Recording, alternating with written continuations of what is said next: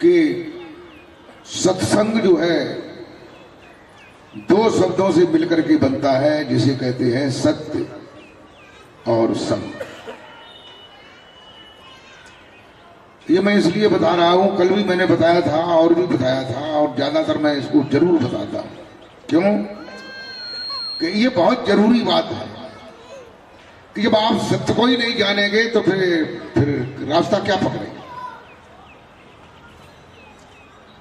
सत्य का संग करना ही सत्संग होता है। और सत्य क्या है? किसी आदमी का नाम जपना, किसी देवी देवता का नाम जपना, ये कोई सत्य नहीं है।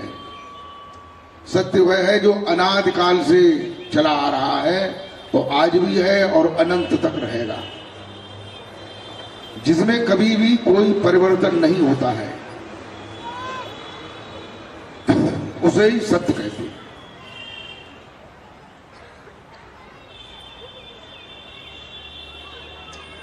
और सत्य का मार्ग जो है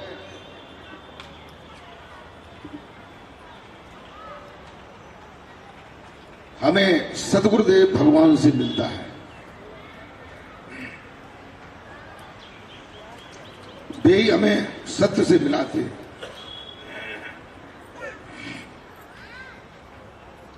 लेकिन कब मिलाते हैं, कौन से मिलाते हैं?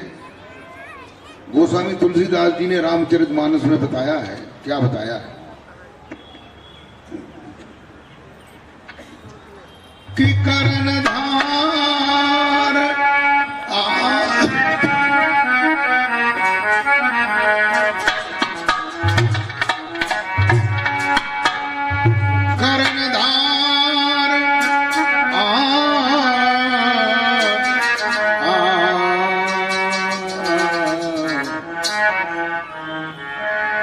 कर्णधार सद्गुर दृढ़ना, कर्णधार सद्गुर दृढ़नावा, कर्णधार सद्गुर दृढ़नावा,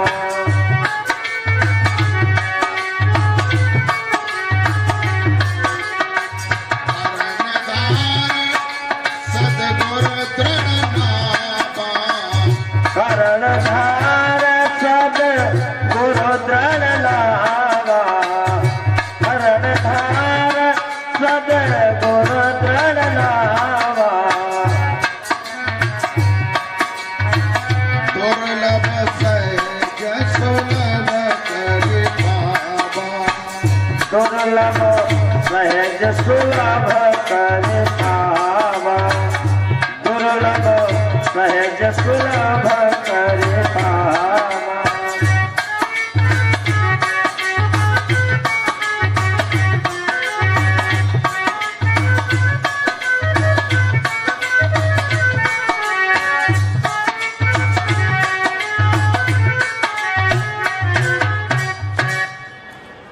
गोस्वामी तुलसीदास जी कहते हैं कि कर्णधार सद्गुरु दृढ़नावा। कर्णधार माने जो केवल कहने वाला ही न हो, करके दिखाने वाला हो। जो करके दिखाने वाला हो उसे कहते हैं कर्णधार। कर्णधार सद्गुरु दृढ़नावा। अगर कर्णधार सद्गुरु मिल जाए तो दृढ़ता के साथ, विश्वास के साथ, श्रद्धा के साथ, भाव के साथ उनकी शरण में चला जाना चाहिए। दुर्लभ सहज सुलभ कर पावा। जो दुर्लभ परमात्मा का दीदार है, परमात्मा को जानना दुर्लभ है दुर्लभ नहीं? परमात्मा का तो दीदार होना बहुत दुर्लभ है। जिसका दीदार जो है परमात्मा को ब्रह्मा विष्णु महेश ने भी नहीं जान पाया, निरंजन को भी नहीं जान पाया। तब निरंजन ने की पत्नी अद्या ने उन्हें जो है निरंजन का बोध कराया था। दुर्लभ जो है ब्रह्मा विष्णु महेश से मिलना, है दुर्लभ की नहीं? उससे ब्रह्मा विष्णु महेश से मिलाए, उनके अवतार राम से मिलाए, उनके अवतार कृष्ण से मिलाए, और शंकर जी के अवतार जो है गोरखनाथ से मिलाए, हनुमान से मिलाए, इनसे मिलाए, दुर्गा से मिलाए, काली से मिलाए। तो ये दुर्लभ दीदार कराने वाला जो है वही सदगुरु होता है, और उसी को कर्णधार सदगुरु कहते हैं। न पैसे तो कानों पे कि महात्मा लोग कहते हैं कि भाई सार शब्द का ज्ञान कराएंगे, लेकिन सार शब्द उनके गुरु ना है ज्ञान थे, और फिर कराए भी ले तैयार भाई पे। तो बताइए, सार शब्द तो कोई ऐसा शब्द नहीं जो दिया जाता हो, सार शब्द दिया नहीं जाता है। अगर जो कोई दे रहा है तो देने वाला भी भ्रम में है, और ले रहा है वो भी भ्रम में है।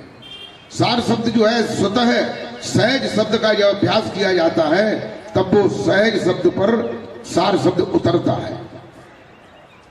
कहते हैं कि सार शब्द जब आवे हाथा, सकल काल तब नावे माथा। सार शब्द मलिया गिर भाई। लोगों ने सार शब्द जो है किसे पढ़ लिया? सत्य शब्द है, सत्य में यम जोड़ दिया, सत्यम, ये सार शब्द हो गया। बताइए,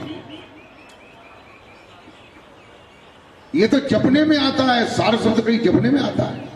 जपने में नहीं आता है। जपने में जो आते हैं वे सब काल के हैं, और कुछ कुछ ऐसे भी हैं जो काल के शब्द जो है हद तक जो है पुरोहित करते हैं।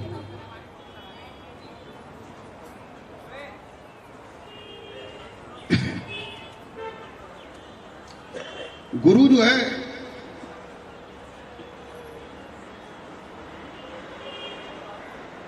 तीन प्रकार के होते हैं। वैसे तो गुरु के निरे प्रकार हैं, कोई प्रकार न कि कोई कमी ना है, लेकिन तीन प्रकार के खास गुरु बताए जाते हैं। अब मैं उनको बताता हूं, आप लोग इनसे समझ लेना कि हमें कौन सा गुरु मिला है। तीन प्रकार के गुरु हैं। पहले कहते हैं गुरु, और दूसरे को कहते हैं सदगुरु, और तीसरे को कहते हैं पूर्ण सदगुरु, पूरा साहेब। तो गुरु किसे कहते हैं? जो मंत्रों का जाप बताता है, कोई नाम जपने के लिए बताता है, मंदिर में जाने के लिए बताता है, आरती पूजा होती है मंदिर में, ग्रंथों को पढ़ते हैं, तीर्थ में जाते हैं, व्रत उपवास रखते हैं, ये जो है पहला गुरु होता है। इससे जो है भक्ति की ओर भाव बनता है। ये नहीं कि वो व्यवसायी कोई चला जाए। कहते हैं पत्थर नहीं सुनते फरियाद किसी की, पत्थर नहीं सुनते फरियाद किसी की, पर मेहनत नहीं जाती बर्बाद किसी की। कुछ तो होता ही है।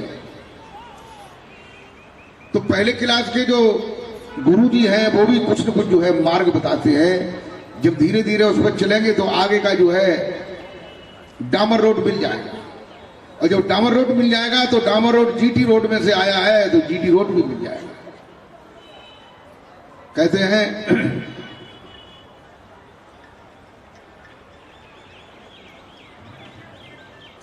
जिनको सच्चे साहेब मिले फिर गुरु गुरु से का मतलब, और जिनको पक्की रोड मिली फिर पकड़न से का मतलब है। तो जिनको सच्चा सदगुरु मिल जाता है फिर उसे और गुरुओं की कोई आवश्यकता नहीं रहती। दूसरे प्रकार के गुरु जो सदगुरु होते हैं वो क्या बताते हैं? जो पहले